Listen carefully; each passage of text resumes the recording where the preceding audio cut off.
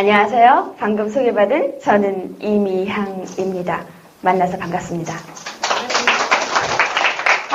네. 제가 진짜 어제 인천에서 1박을 하고 또 여기에 왔습니다. 제가 최일주 원장님한테 어제 그랬어요. 아침에 인천에서 북한 이탈 주민을 대상으로 강의를 할 때 너무나 이분들이 냉소적인 그런 반응이었어요. 그래서 제가 너무나 당황스럽고 힘들었었거든요. 마지막에는 이제 마음을 열고 서로 울고 감동하면서 마쳤지만 너무나 당황스러웠던 경험이 있기 때문에 걱정을 했어요. 언니, 거기 사람들 또 이렇게 팔짱 끼고 어떻게 하나 보자 이러는 거 아니지? 그랬어요. 그랬더니 아니야 미양아, 얼마나 좋은 사람들인지 몰라, 얼마나 따뜻한 사람들인지 몰라, 마음 푹 놓고 해 라는 그 말을 믿고 저는 오늘 시작하도록 하겠습니다. 제가 항상 이름 3글자, 저의 3글자를 가지고 삼행시를 지으면서 인사를 드리는 제가 습관이 있습니다. 여러분 오늘 띄워주세요. 이 세상에서 미소가 멋지고 향기 나는 이야기를 전하는 저는 스토리텔러 이미향입니다. 네. 도산 안창호 선생님께서 일제시대 때 미소 운동을 펼치셨습니다. 아니, 나라도 이렇게 어려운데 어떻게 웃음이 나오나요? 웃음이 나올 일이 있어야지 웃죠? 난리가 났어요. 다들 얼굴에 이렇게 차가운 그런 표정으로 사람들이 그 시대를 겪고 있었죠. 아니야, 이렇게 어려울수록 힘들수록 얼굴에 미소를 머금으면서 같이 함께 이겨내야 한다. 미소 운동을 펼치셨습니다. 그러면은 저기 얼굴에 그냥 이렇게 방긋방긋 웃으면 되는 거 아니에요? 얼굴에 그냥 미소를 띄면서? 그랬더니 그분이 뭐라고 그러셨냐면 지침을 딱 내리셨어요. 세 문장으로. 어르신, 그러니까 노인들은 벙그레 웃으시오. 뭐라고요? 벙그레. 이렇게 써놓으셨어요. 그러면 젊은이들은 어떻게 웃어요? 그랬더니 젊은이들은 빙그레. 뭐라고요? 빙그레. 어르신들은 벙그레, 젊은이들은 빙그레. 그러면요, 아가들은 어떻게 웃어요? 아가들은 방그레 웃어라. 벙그레, 빙그레, 방그레. 그게 바로 미소 운동입니다. 여러분, 제가 이제 강의를, 의뢰를 받을 때, 요즘 그냥 빵빵 터져야 돼요. 빵빵 터져야 돼. 그냥 막 웃게 만들어야 돼요. 라고 말씀을 하십니다. 그러나, 제가 뭐 그렇게 빵빵 터지게 여러분을 웃겨드릴 수는 없습니다. 그러나, 참 좋았어. 이 시간이 참 따뜻했어. 얼굴에 미소가 나도 모르게 이렇게 번졌어. 참 의미 있었어. 라는 그 느낌으로 여러분이 돌아가실 수 있도록 최선을 다하겠습니다. 여러분, 아니 이렇게 정말 제가요 심신연결이라는 말을 굉장히 좋아합니다. 심신연결은 몸과 마음이 연결되었다는 거죠. 연결되었다는 거예요. 그런데 몸을 이완시키면 부정적인 감정이 사라진다. 이렇게 얼마 전에 이제 아침마당에서 이동환 박사님께서 말씀을 하시더라고요. 그러니까 몸을 이완시키면 부정적인 감정이 사라지고 면역력도 높아진다 이러시는 거예요. 정말 하나잖아요. 심신이 하나잖아요. 그런데요, 이완시키는 방법이 있습니다. 첫 번째는 지금까지 말씀드린 것처럼 얼굴에 미소를 지으면서 근육을 풀어주는 거예요. 얼굴에 이렇게 하지 마시고 입꼬리를 올리는 겁니다. 관상학에서 입은 풍랑을 만난 배다 이렇게 말을 합니다. 풍랑을 만났는데 입꼬리가 위로 올라가야지 내려가야 되겠습니까? 그죠? 입꼬리를 올리는 거 이완시키는 방법입니다. 그러면 두 번째는 뭐냐면요. 두 번째는 손을 움직이는 거예요. 손을. 이 손을 움직인다라는 것은 몸을 움직인다. 손을 떤다. 이거는 몸을 막 떨리게 한다. 진동시킨다. 이러는 거거든요. 여러분, 이 손을 움직이면서 몸을 흔든다라는 것은요. 예, 몸을 흔든다라는 것은 굉장히 변화를 준다라는 뜻이에요. 마음의 변화를 일으킬 수 있다. 바람을 일으킬 수 있다라는 뜻이거든요. 그런 의미에서 저와 함께 손을 움직여 보도록 하겠습니다. 반짝반짝반짝. 네. 손을 이렇게 흔들어 주십니다. 그리고 또 한 가지는 이제 서로를 위해서 오늘 함께 하는 여러분들을 위해서 우리 박수를 치는데요. 손을 이렇게 항상 손끝을 위로 이렇게 향하게 하지 말고요. 상대방을 향해서 손끝이 이렇게 가도록 힘차게 한번 쳐보겠습니다.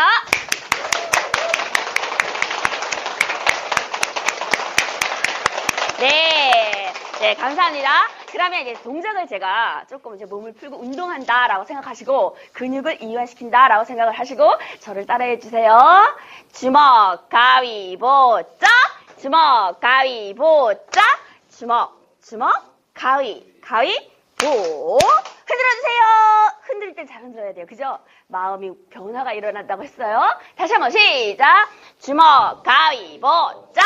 주먹, 가위보, 짝! 주먹, 가위. 이렇게 흔드시는 거예요. 음악에 맞춰서. 어쩜 이렇게 잘하세요? 음악에 맞춰서 한번 해보도록 하겠습니다. 시작!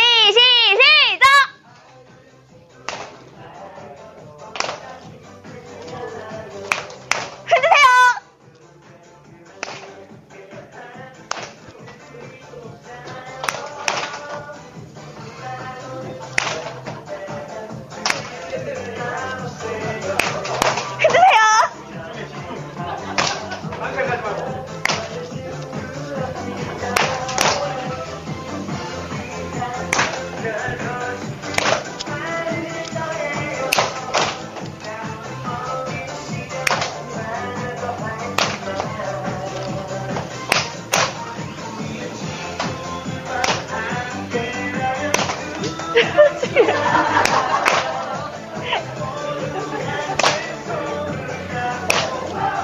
가위, 무작위.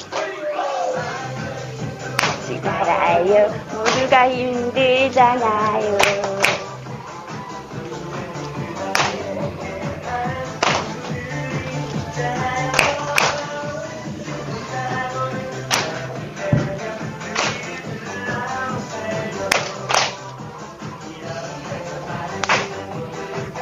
나의 친구. 와, 좀 마음이 풀렸나요?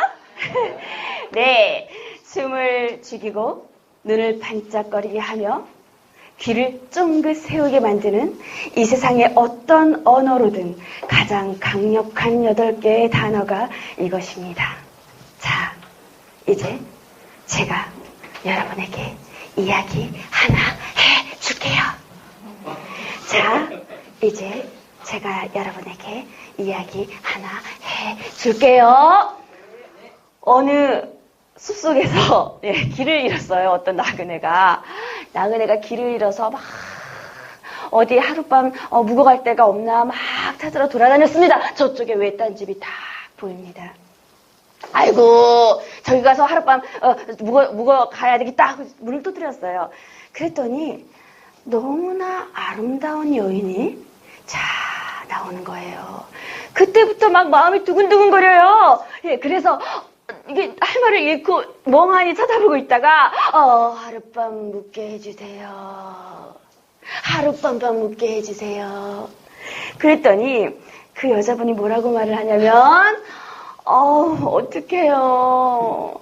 남편이 출타 중이고 저 혼자 있거든요. 그래서 도저히 안 돼요. 이렇게 한 거예요. 그러니까 이 나그네는 더 가슴이 두근거리는 거예요. 하룻밤 묵게 해주세요. 하룻밤 묵게 해주세요. 그래서 이제 잠자리로 안내가 되어서 방에 들어가서 누웠어요. 그런데 잠이 옵니까? 잠이 안 오죠? 잠이 안 오니까 계속 뒤치락 하면서 그 여인의 얼굴만 이렇게 머릿속으로 기억을 하면서 상상하면서 누워 있었어요. 아니나 다를까요? 문을 똑똑 두드리는 소리가 들립니다. 숨이 멎을 것 같아요. 여자가 딱 들어옵니다. 혹시 잠을 못 들고 계시나요? 네네네네. 제가요, 지금 잠이 안 와요. 왜 그러지? 정말 잠이 안 오시나요? 혼자 외로우신가요? 네네네. 외로워요. 어머나, 잘 됐네요. 마침 길을 잃은 노인 한 분이 또 오셨거든요. 길을 잃은 노인 한 분이 또 오셨거든요. 별로 웃지도 않으시네. 저는 지금 여러분에게 이야기를 들려드렸습니다. 여러분, 엘버트 리우스라는 시인이 이렇게 말했습니다. 이야기는요, 어머니의 모유처럼 성장에 필요한 자양분이 가득하다. 이야기는 어머니의 모유처럼 성장에 필요한 자양분이 가득하다라고 말을 했습니다. 여러분, 우리는요, 내 얘기 좀 들어봐. 이야기 본능을 가지고 있습니다. 우리가 어렸을 때, 여러분, 이야기하면은, 뭐가 제일 떠오르나요? 저는 충청북도 제천시 의림동 성림 어린이집을 다녔습니다. 그런데요, 성림 어린이집에서 일주일에 한 번씩 동화 아줌마가 오셨어요. 그때는 동화구연가라는 말이 없었습니다. 동화 아줌마가 오셨어요. 동화 아줌마 오신다! 아이들이 소리를 지르면 저는 그렇게 행동도 빠르지 못했는데 동화 아줌마 오신다라고 하면 막 앞에 앉아서 동화를 듣기 위해서 길을 쫑긋 세우고 눈을 똘망똘망 앉아 있었습니다. 그러면 그 동화 아줌마가 커다란 그림책을 막 펼치면서 옛날에 라고 할 때 그때 상상의 나래를 펴고 이야기 속으로 들어갔어요. 이야기는요, 교육뿐만이 아니라 그 이야기의 전형입니다. 어른이 아이에게 이야기, 동화책을 읽어주고 들려주는 거, 그게 바로 이야기의 전형입니다. 그런데요, 우리나라는요, 스토리텔링이라는 이 말 자체가 1995년도에 미국 콜로라도 주에서요, 디지털 스토리텔링 페스티벌, 거기에서 유래된 말입니다. 우리나라는 1998년도에 타이타닉이라는 영화 혹시 아시나요? 레오나르도 디카프리오가 나오는 그 멋있는 영화가 나오면서 소나타 몇 천 대 만드는 것보다 하나의 이야기가 어떤 부가가치를 주는지를 그때 알게 된 거예요. 그때부터 우리나라는 스토리텔링 시대가 펼쳐진 겁니다. 여러분, 그런데요, 제가 지금 말을 하고 있습니다. 옛날에 내지는 어떤 나그네가 길을 가고 있었는데 이야기를 하는 이 화자, 저는 화자입니다. 여러분은 청자입니다. 화자가 말을 할 때, 청자가 들을 때 우리의 뇌는 똑같이 반응을 합니다. 제가 무슨 러시아어로 말을 한다면 반응 안 합니다. 못 알아들으니까, 그죠? 그러나 여러분과 제가 이 속에서 소통을 하면서 저는 말을 하고 여러분들은 그 이야기를 경청하는 순간 뇌의 같은 부분이 활성화가 된다라는 사실을 미국의 크린스턴 대학교의 유리 헬슨이라는 심리학자 조교수가 그분이 이걸 밝혀냈어요. 어떤 여학생이 나 있잖아, 조롱무도회에서 이런 일이 있었는데 이야기를 막 합니다. 자기 이야기를. 내 얘기 좀 들어봐.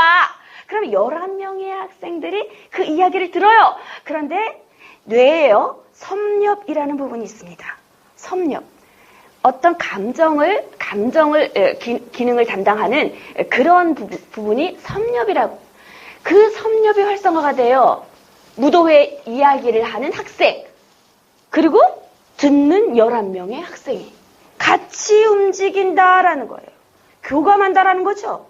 지금 제가 여러분에게 이야기를 하는 순간 우리는 뇌가 같은 반응으로 움직인다는 거예요. 브레인 투 브레인 커플링. 뇌랑 연결을 한다라는 거. 이건 엄청난 거 아닙니까? 예, 저는 짜릿해요. 이 말 할 때요. 아, 이 공간에서 말하는 나와 듣는 사람들이 같이 이렇게 소통을 하는구나. 스토리는 이어약이라는 말에서 나왔습니다. 이어약, 이롭다, 약보다 이롭다, 이어약. 네. 또 한 가지는 귀자를 써서 이어약, 귀로 듣는 약이다. 이어약. 그죠? 그러면 텔은 뭐냐? 텔은 텔은 말하는 거잖아요. 이렇게 말하는 거잖아요. 말뿐만이 아니라 글, 영상, 미술, 그래픽 여러 방면으로 여러 부분으로 활용을 하면서 드러내고 나타난다는 뜻이죠. 나타낸다는 뜻이죠. 그게 텔입니다. 몸짓이나 영상이나 그래픽이나 미술이나 말할 수 있죠. 소통의 도구가 됩니까? 안 됩니까? 됩니다. ing는 지금 현재 우리가 그러고 있다라는 거예요. 지금 제가 말을 하고 여러분이 들으면서 소통이 되고 있다라는 의미를 내포한 것이 ing입니다. 바야흐로 스토리텔링 시대입니다. 스토리텔링 시대입니다. 여러분, 제가 정말 이야기를 굉장히 저도 좋아합니다. 그래서 그 이야기에 관한 스토리텔링에 관한 책을 굉장히 많이 보는데요. 이 본능이라는 게 있어요. 우리의 세 가지 기본적인 식욕과 성욕과 수면욕이 있죠. 그런데 그 하버드 대학교에서 뇌과학연구소에서 그걸 또 연구를 한 거예요. 쾌락을 느끼잖아요, 우리가? 섹스를 하거나, 음식을 먹거나, 이럴 때 쾌락을 느끼잖아요? 그 쾌락을 느끼는 부위가 내가 있잖아. 어떤 일이 있었는데 내가 과거에 얼마나 힘들었는지 아니? 내 마음이 그랬었어. 그 사람이 나 마음 몰라줘가지고 내가 그렇게 가다가 나이 얘기하죠. 그때 똑같다라는 거예요. 쾌락을 느끼는 이 활성화가, 뇌의 활성화가 똑같이 이루어진다라는 거예요. 그게 바로 호모나렌스라는 겁니다. 우리가 그런 이야기 본능을 가지고 있다라는 거예요. 이야기 본능을 가지고 있다라는 거예요. 저는요, 굉장히 많은 사람들을 만나게 되었습니다. 직접적으로, 간접적으로 책 속에 이제 사람들의 이야기가 많이 나와요. 여러분, 우리의 인생이 이야기 아닙니까? 우리의 인생이 이야기 아닙니까? 이야기란 과거와 현재와 미래가 쭉 이어지는 거죠.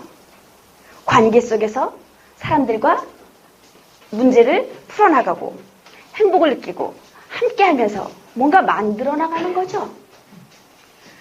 이야기는 곧 우리의 삶, 우리의 인생은 이야기입니다. 저는 오늘 여러분에게요, 제가 만난 행복한 삶을 살아가는 사람들에게 꼭 있는 세 가지의 요소를 말씀드리려고 합니다. 제가 만난 사람들, 책 속에서 간접적으로, 직접적으로, 또 여러 가지의 매체를 통해서 삶의 이야기를 들으면서 이분들에게는 이런 게 있었구나라는 것을 발견하게 되었습니다. 제가 지금부터 문제를 내겠습니다. 이제 영국 문화협회에서 이제 설문지를 돌렸어요. 어떤 내용이었냐면요. 이 세상에서 가장 아름다운 영어 단어가 무엇일까요? 라는 거였습니다. 이 세상에서 가장 아름다운 영어 단어가 무엇일까요? 영어를 안 쓰는 비영어권 나라 4만 명을 대상으로 조사를 했습니다. 영어를 안 쓰는 나라 4만 명을 대상으로 조사를 했어요. 아름다운 영어 단어가 무엇일까요? 4위부터 하겠습니다. 아버지, father, 이거는 17입니다. 4위. 1위가 마더입니다. 1위 마더입니다. 2위는요? 러브 4위입니다. 러브. L-O-V-E. 4위입니다. 1위 마더예요. 4위가 사랑이에요. 3위는 뭘까요? 스마일입니다. 스마일이에요. 4위 했어요. 3위 했어요. 1위 했어요. 중간에 2위가 무엇일까요, 여러분? 예, 강사님, 패션이, 좀 별로예요. 아니면, 패션이 좀, 그 패션? 아니죠. 패션! 열정입니다. 저는 열정이라는 단어를 제일 좋아합니다. 제가 다니면서 칭찬을 좀 듣습니다, 가끔. 사랑스럽다느니, 어쩌면 그렇게 말을 예쁘게 하냐느니, 여러 가지 칭찬을 듣죠. 그런데요, 제가 가장 듣기 좋은 칭찬은 이런 칭찬이에요. 어쩜 그렇게 열정적이세요? 어쩜 그렇게 뜨거운 에너지를 가지고 계세요? 어쩜 그렇게 잠도 안 자고 그렇게 글을 쓰고. 그게 다 정성과 열정 아닙니까? 저는 제가 만난 그 사람들이 굉장히 많아요. 저에게 울림을 주는 정말 자신의 삶을 주체적이고 능동적으로 살아가는 사람들의 모습을 통해서 이게 있었구나. 열정을 발견하게 됩니다.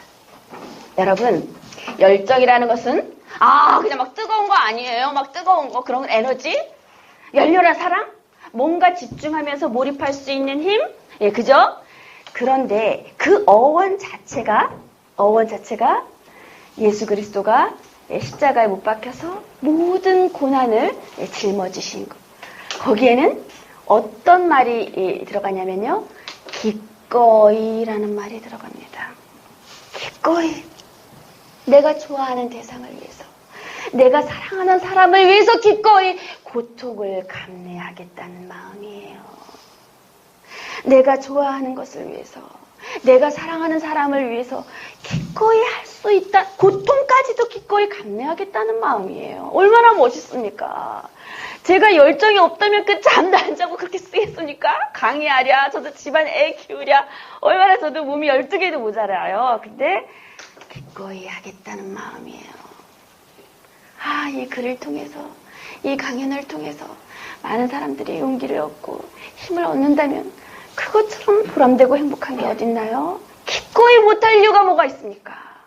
열정은 꼭 기억하세요. 기꺼이라는 말을 꼭 기억하시기 바랍니다.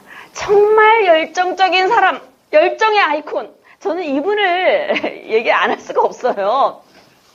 이분이요, 김태연 회장님입니다. 우리나라 분이죠. 16살 때 이제 미국으로 건너가서 살게 되었고, 지금은 실리콘밸리의 작은 거인이라는 별명이 붙은 김태연 라이트하우스의 대표 회사, 그죠? 이 회사의 회장님인데, 이분이 16살 때요, 너무너무 엄마한테 많이 맞는 거예요. 많이 욕을 얻어먹고요. 또, 막 그 저주의 말들을 그렇게 쏟아냈대, 아버지가. 예. 엄마는 허구한 날 양제부물을 먹고 죽겠다고 난리를. 왜냐?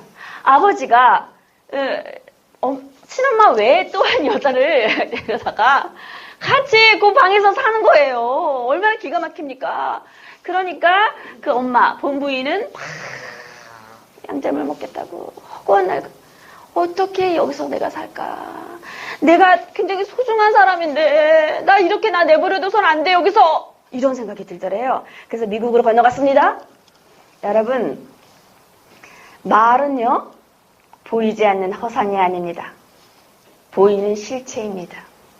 이분은 항상 긍정적이고 열정적인 말을 계속 자기한테 하는 거예요. 자기한테 합니다.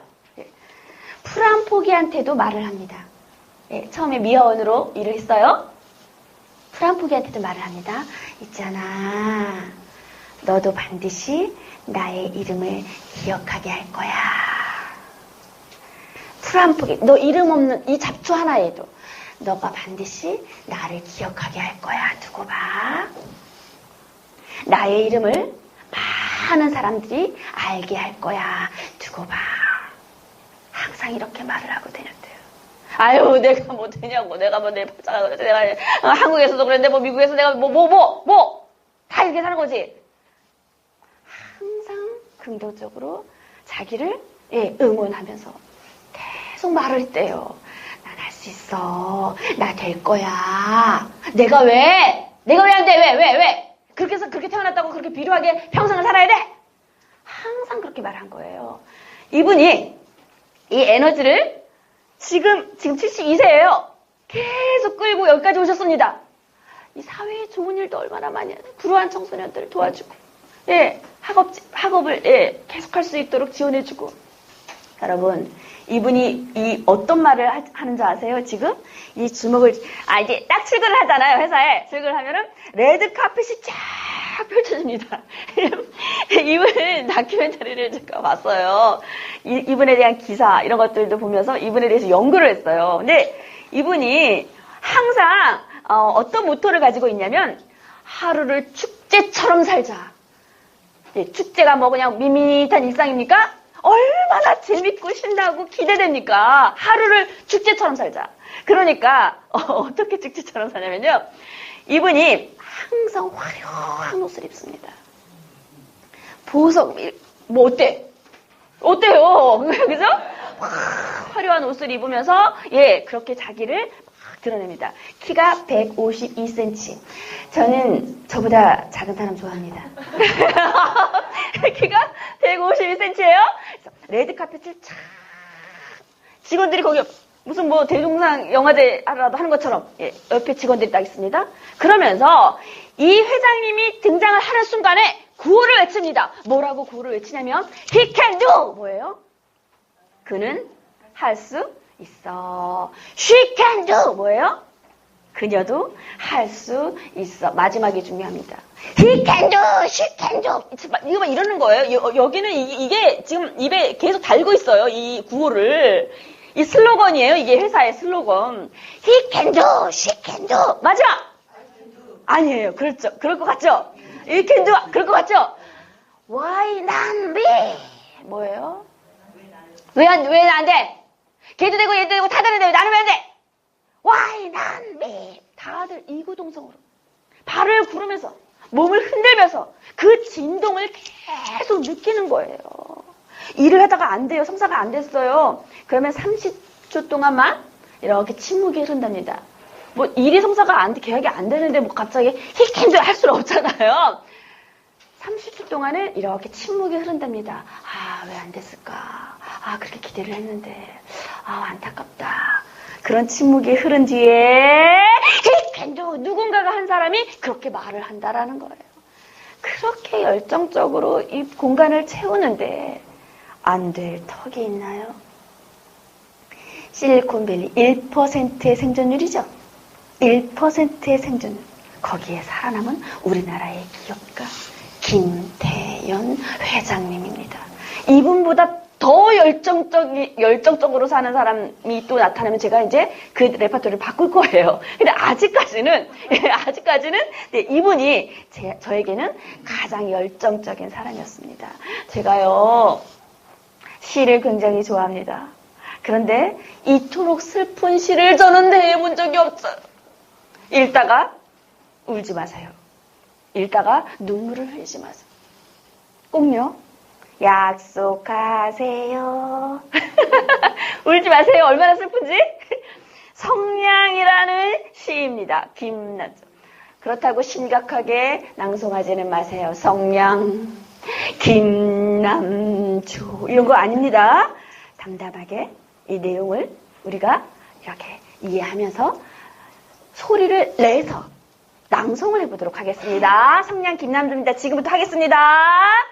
성냥갑 속에서 성냥갑 속에서 너무 오래 불붙기를 기다리다 늙어버린 성냥개비들. 조금 슬픈 기운이 막 올라오지 않나요? 성냥갑 속에서 너무 오래 불붙기 기다리다가 나는 늙어버렸어. 너무 슬프지 않나요? 언제나 물 부냐고, 언제 물부터. 그러다가 늙어버린 성냥개비들.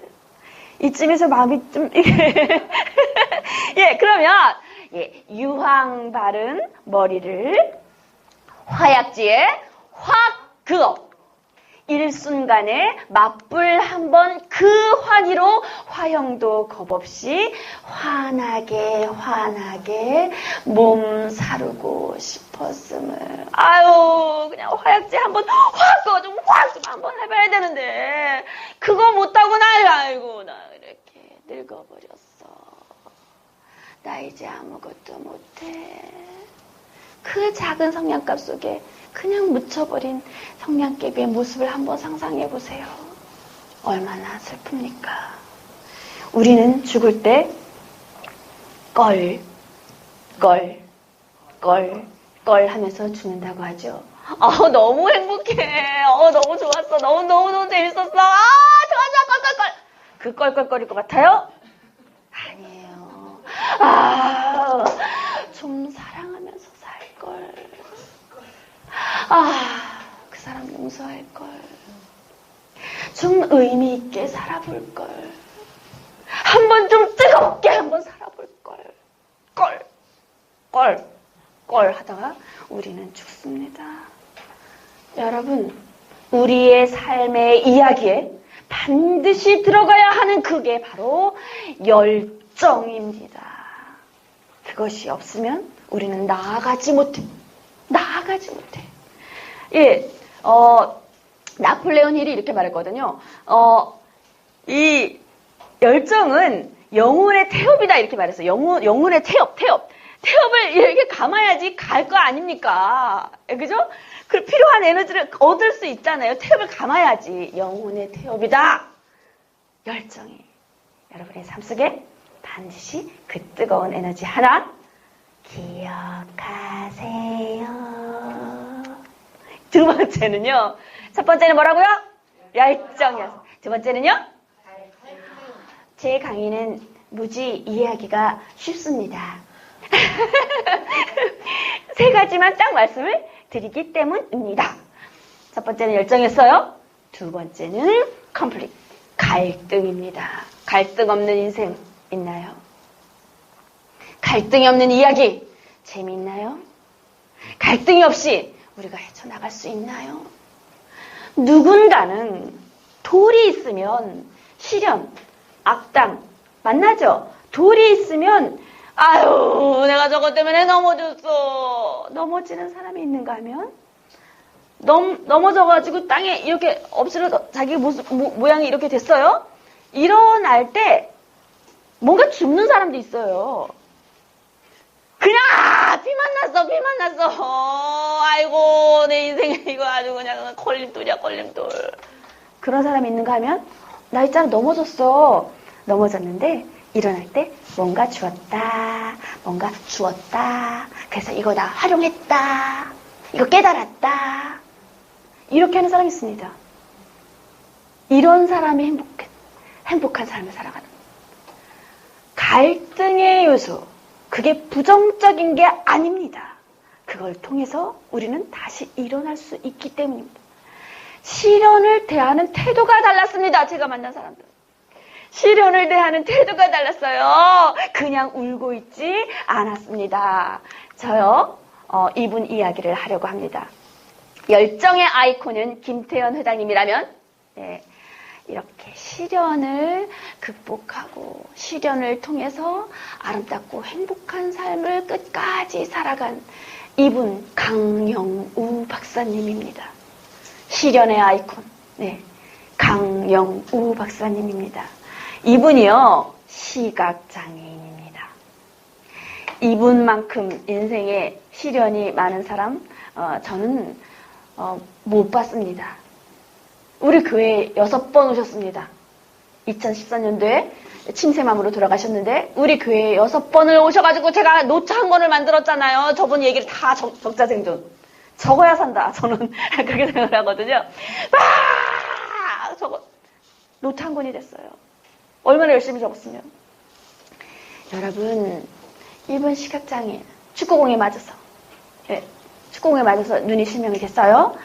그 충격으로 엄마 아빠가 갑자기 돌아가서 아들이 갑자기 눈이 실명이 그 충격으로 갑자기 또 돌아갔어요. 누나 공장에서 일하다가 과로로 쓰러져서 또 죽었어요. 나 실명됐어. 엄마 아빠도 돌아가셨어. 누나도 돌아갔어. 얼마나 비참합니까? 이거보다 더 큰 시련이 있나요? 앞이 안 보이지. 내 미래가 안 보여. 진짜. 이런 상황 속에서 울고 있는 사람을 도와주고 일으켜 세워주지 않습니다.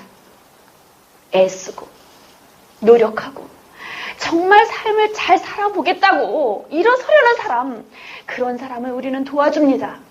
그 보이지 않는 힘이 있어요.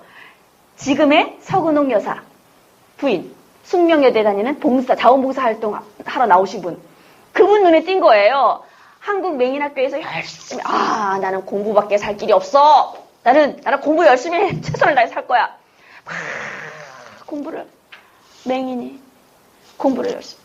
그 모습을 본 지금의 부인이 반한 거예요. 결혼을 했어. 학교, 미국에 가서 양부모를 만나게 하고, 장학금을 받게 하고, 이렇게 하면서 시각장애 최초의 박사, 백악관의 국가정책차관보, 엄청 높은 직이래요. 저는 잘 몰라요. 국가정책차관보, 시각장애. 우리나라 한인 100년 역사상 최초. 이렇게 본인의 삶을 이루어 나가십니다. 다 어떠한 상황에서도 굴하지 않고 꿋꿋하게 이겨나가시는 거예요. 그런데 가장 슬픈 건 눈 실명된 것, 엄마 아빠 돌아가신 것, 누나 과로로 쓰러져 죽은 것도 아니야. 제일 슬픈 건, 제일 어려웠던 것은, 제일 감당하기 힘들었던 시련은 이분이 뭐라고 말씀을 하시냐면, 아들 둘을 낳았는데 아들 둘이 아버지를 부정하는 거예요.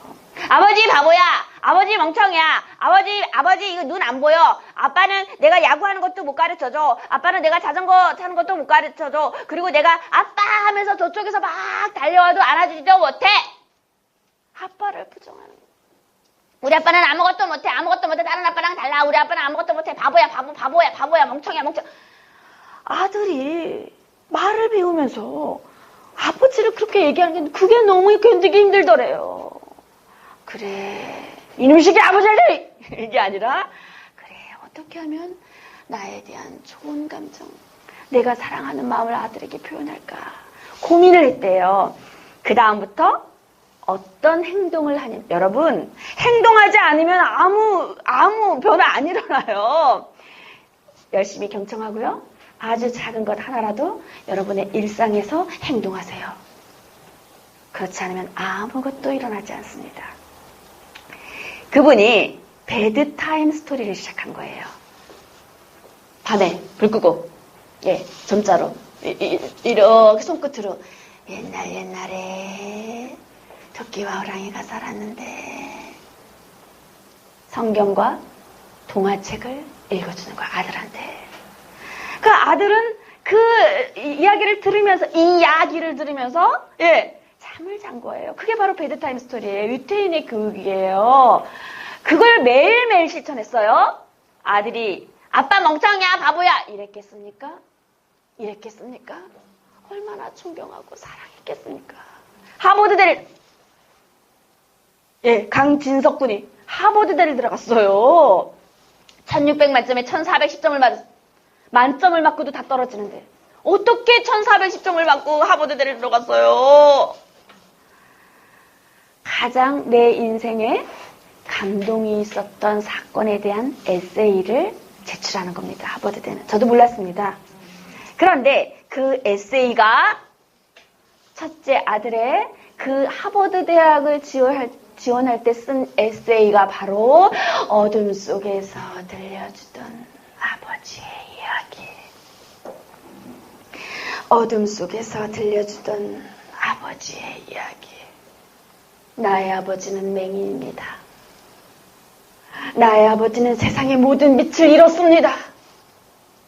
그러나 나의 아버지는 밤마다 손끝으로 이 이야기를 들려주셨습니다.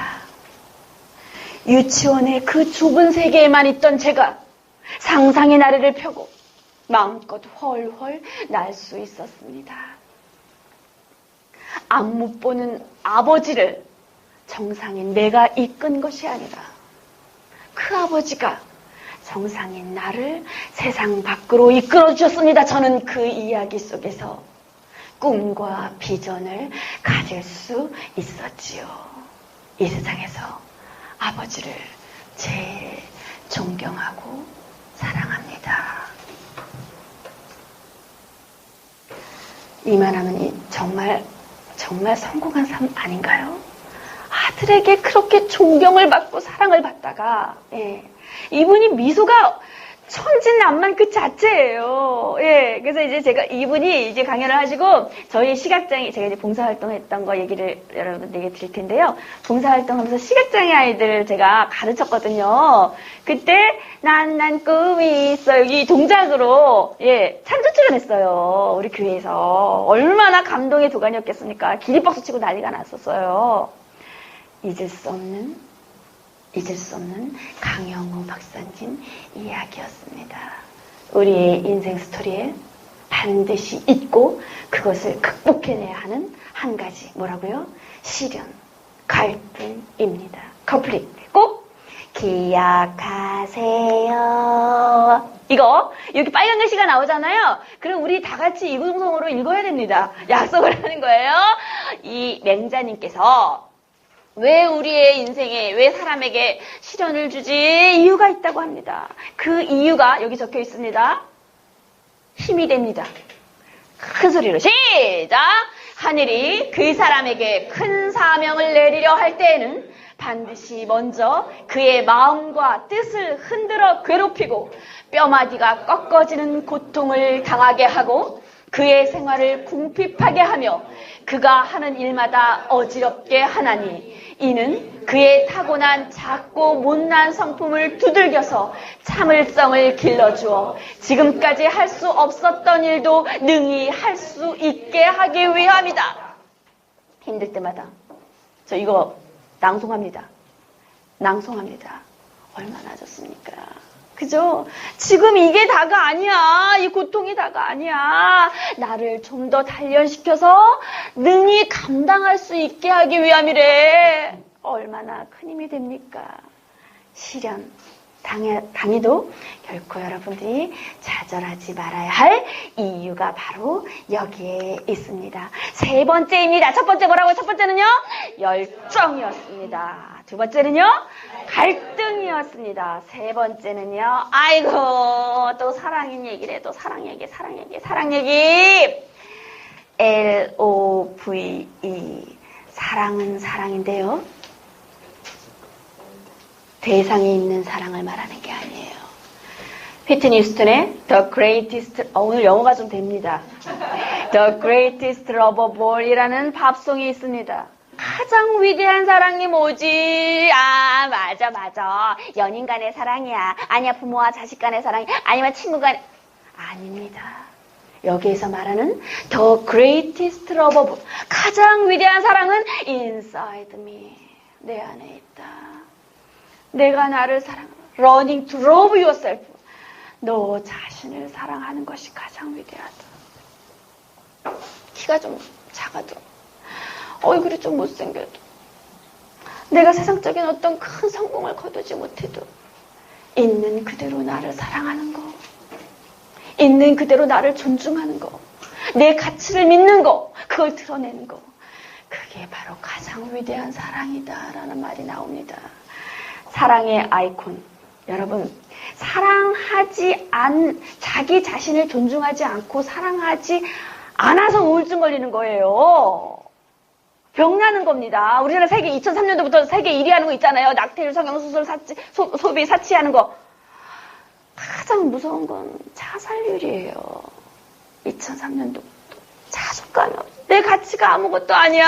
나 왜 태어났어? 나 왜 이렇게 비로해? 이 인생에 정말 필요한 거는 자기 사랑입니다. 내가 나를 사랑해야 다른 사람 관계도 좋아지는 거고 또 그게 긍정적인 자아 개념이 발달이 돼야 다른 사람도 이해하고 살아갈 수 있는 거예요. 사랑의 아이콘 문제 내겠습니다. 누굴까요 이번에? 아까 김태현 회장님 했습니다. 강영호 박사님 소개했습니다. 이번에는 여자입니다. 굉장히 사랑스럽습니다. 어떻게 어려운데 이거 어떻게 하셨어요? 네, 바로 접니다. 네, 다른 데서는 금방 못 맞추던데. 역시 수준이 굉장히 높습니다. 예, 인정합니다. 예, 저는, 정말, 어렸을 때부터 이제 저희 엄마가 아니 저기 강사님 이미지 좋거든요. 잘 웃고 밝아요. 그런데 강사님 얘기하잖아요. 그러면 그 약간 치부를 드러내는 그런 말을 하면은 이미지 깎여요. 안 깎여요. 저는 깎이면 또 어때? 벼랑 끝에서 울고 있는 사람들이 있어요. 그 사람들 한 사람이라도 용기를 얻고 다시 일어날 수 있다면 못할 게 뭐 있습니까? 체면이 뭐 중요해.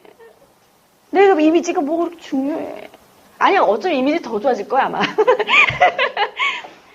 저는 저희 엄마가 그렇게 욕을 했어요, 진짜. 그 김태현 회장님이 어렸을 때 제가 똑같아요. 그렇게 욕을 하고 때렸습니다, 빗자루로. 이 빗자루로 그냥 막 때리는 거, 지금도 이제 잊을 수가 없어요. 그 장면 하나하나가 욕을 하십니다. 교회에서는 하나님, 사랑이 많으신 하나님 아버지 우리를 구원하여 주시고 사랑이 많으신 하나님 그러면서 집에 와서는 욕을 하고 때리고 막 화를 내고 소리를 지릅니다.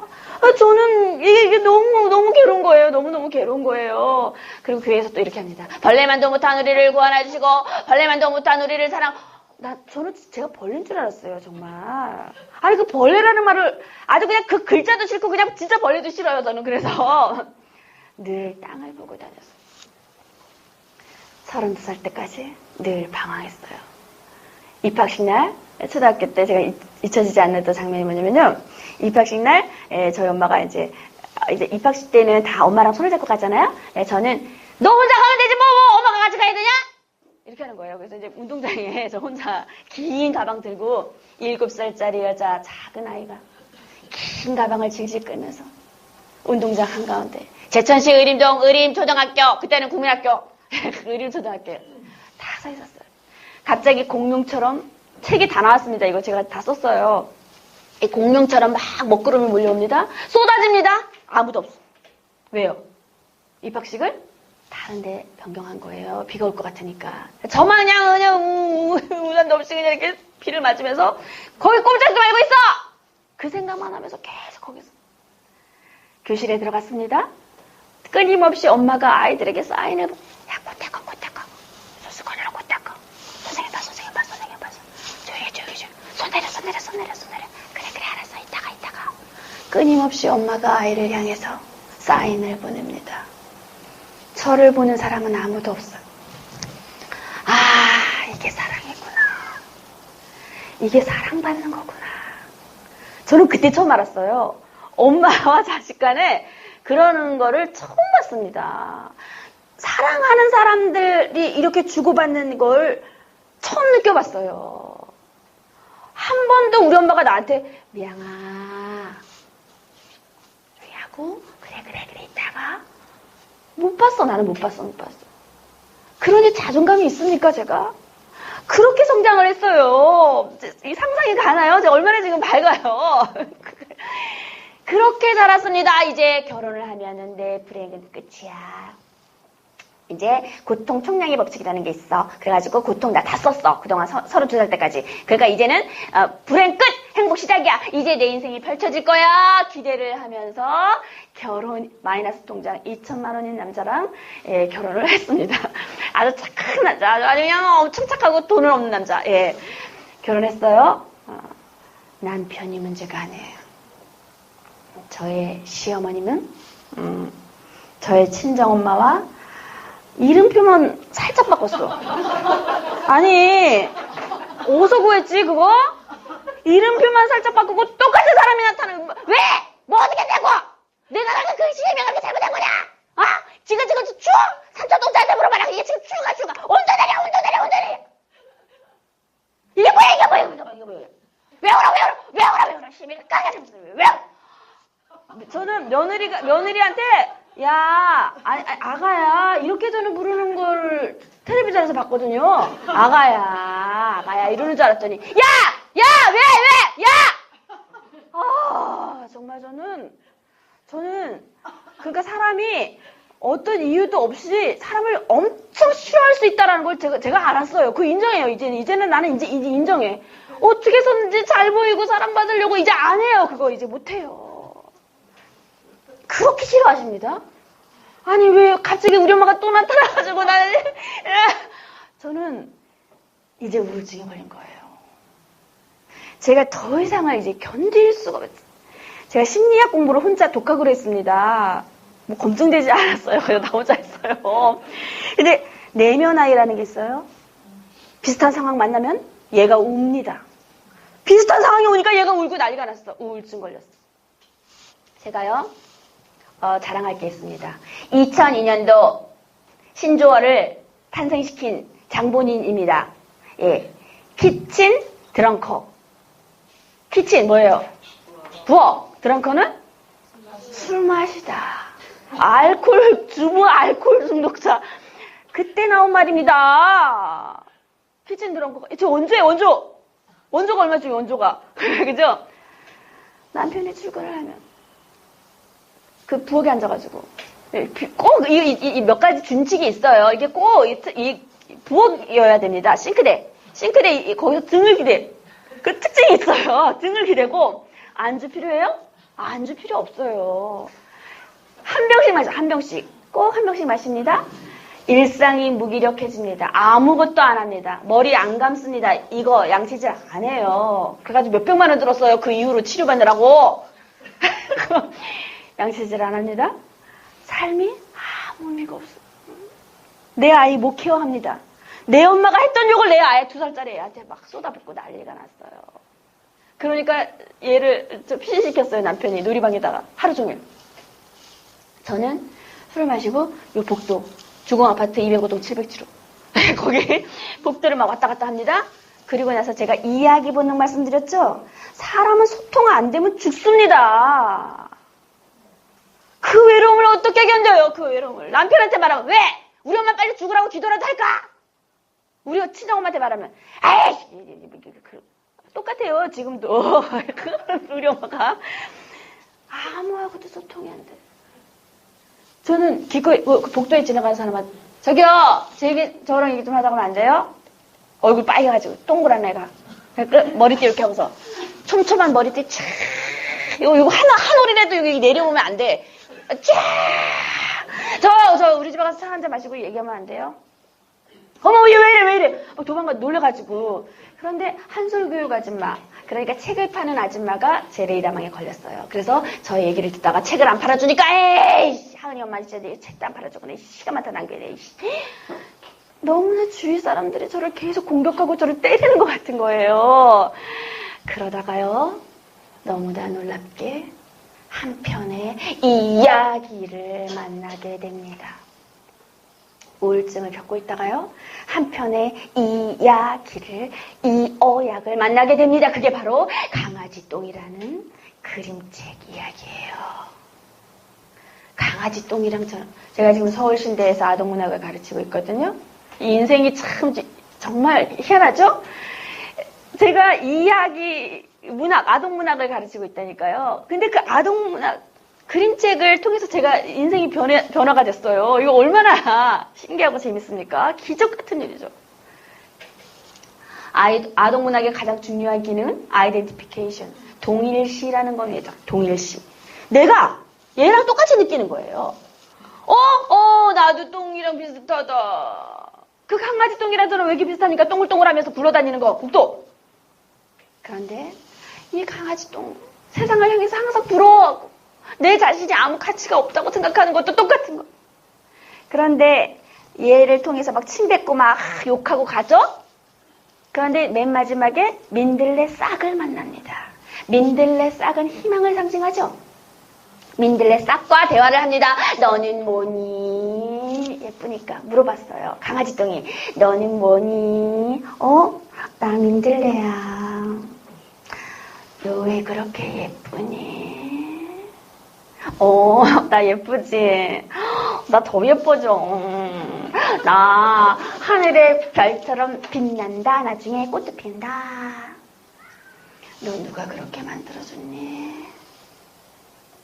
나는 이렇게 생겼는데 너는 누가 그렇게 예쁘게 만들어줬니? 나 한 거 없어. 나 하나님이 비 내려주시고 따뜻한 햇볕을 쬐어주셔서 나 꽃 피우는 거 나 아무것도 한 거 없어. 나 이렇게 태어났어. 이렇게 태어났어. 이렇게 태어났어. 이렇게 태어났어. 하나님 정말 나쁘다. 너는 그렇게 예쁘게 하늘의 별처럼 빛나게 만들어주시고 나는 이렇게 길을 막 왔다 갔다 하면서 뒹구는 그런 초라한 똥으로 만들어주시고 하나님 정말 나쁘다. 그런데 너가 필요해. 너 지금 나한테 뭐라고 했어? 지금 나한테 뭐라고 했어? 너가 필요하다고.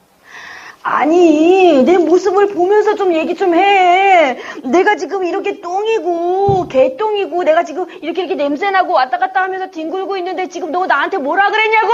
네가 필요해. 네가 필요해라는 그 말 한마디는 얼음장 같았던 저의 마음을 깨고 제 속으로 들어왔습니다. 그 다음 날 시각장애 복지관에서 이야기를 들려주는 봉사활동을 시작하게 됩니다. 그로부터 7년이라는 세월 동안 그 아이들과 함께 손 동작놀이도 시각장애 애들한테요. 동작놀이도 가르치고 이야기도 들려주고 그 속에서 꿈을 비전을 갖게 합니다. 제 제자가 제 출판 기념회 때 문다솔이라는 그 백성예술대학교 2학년 그 아이가 준양이가 그 노래를 얼마나 멋있게 했는지 몰라요. 다들 감동을 했어요. 제 제자예요.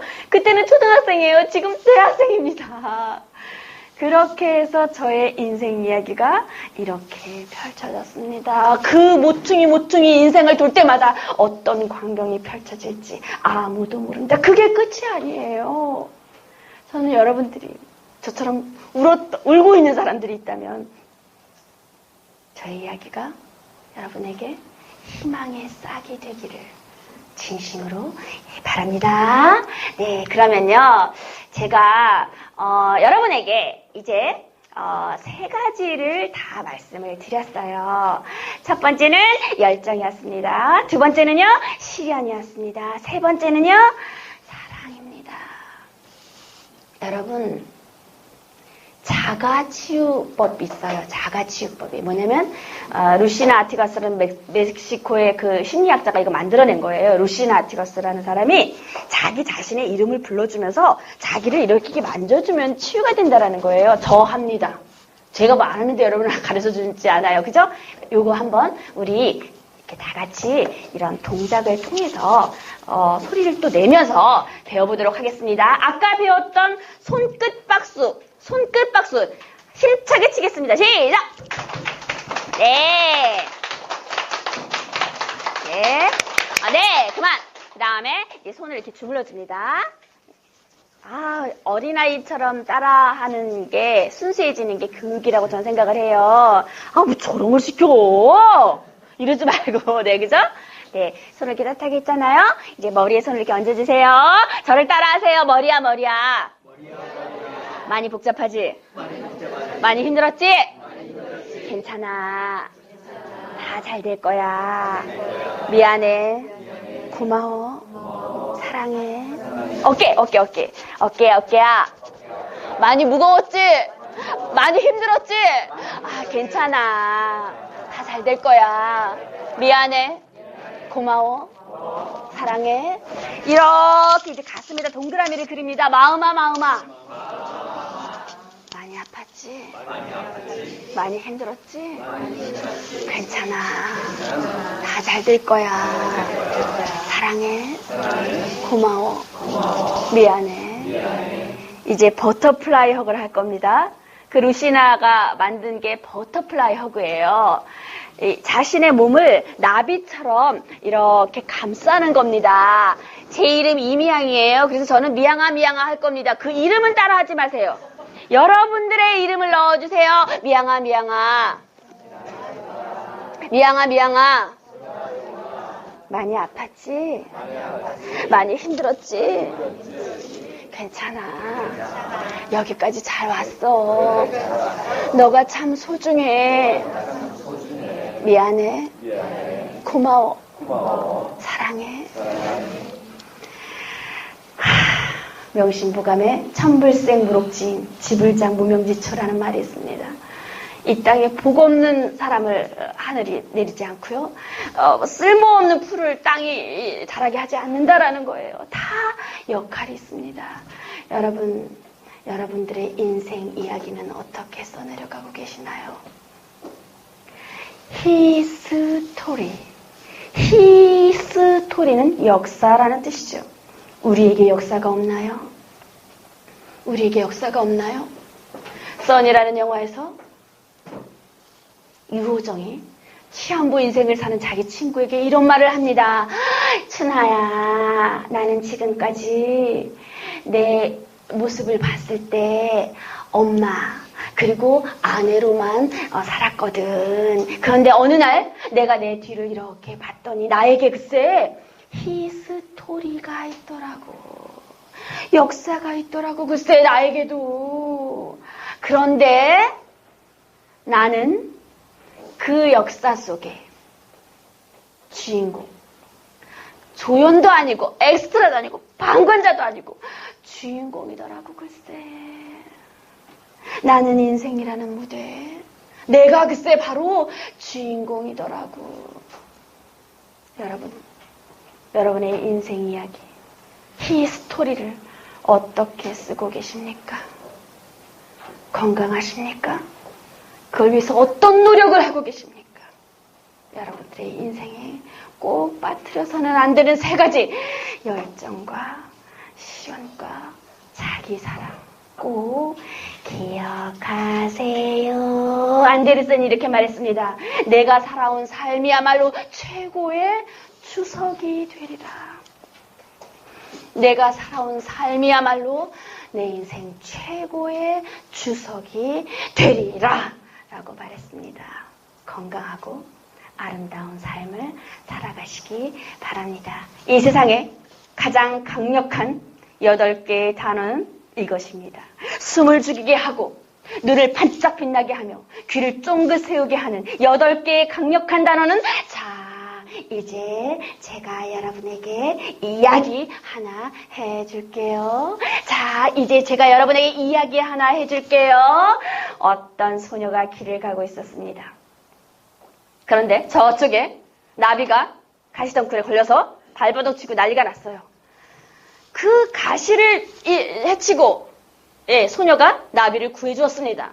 그랬더니 나비가 막 이제 날개짓을 하면서 날아가더니 샥 도는데 천사가 되어서 나타났어요. 나비 천사가 됐어요.